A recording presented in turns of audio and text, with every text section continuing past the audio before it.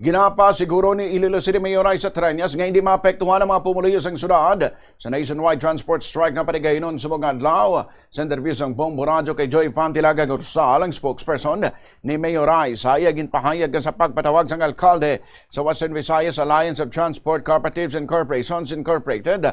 Ginpasiguro sa grupo nga hindi sila mag-upod sa strike kag magapaday ng ila operasyon. Ini nga alliance sila bugusan sa 11 ka mga transport cooperatives nga nag-ooperate man sa syudad. Ginpahayag man sa alkalde nga wala sang dapat kabalakan bangod may mga modernized jeepneys nga magabiyahe sa mga dalanon agud maserbisyuhan ang mga pasahero bisan may transport strike.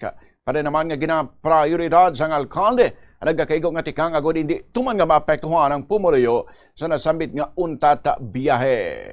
Daging kumpirmar sa sini nga mga kooperatiba pag mga corporations nga hindi sila mag-upod sa pagapatigayonon nga transport strike or transport strike no diri sa aton sa Iloilo kag magabiyahe sila bosilingon nga hindi tanto maapektuhan ang biyahe diri sa aton so why sang dapat kabalakan ang aton sini nga mga commuters. Nabarion ang pahayag ni Joy Fantilaga Gorsal, ang spokesperson ni Mayor Raisa.